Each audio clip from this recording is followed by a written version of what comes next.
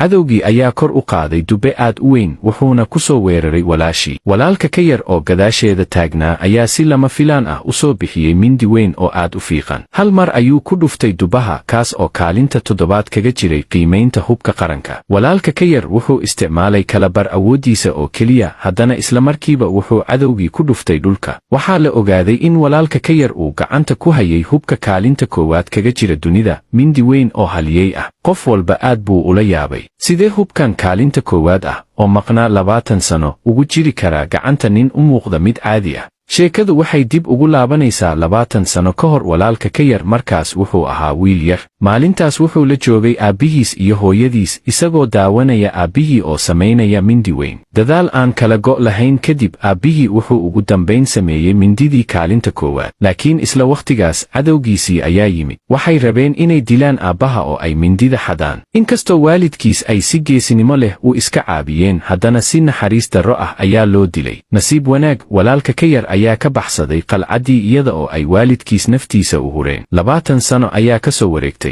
Markii uu ka baxsaday qalcaddii, walaalka ka yar wuxuu helay ilaaha dagaalka, wuxuuna ka hoos bartay tababar adag sanado.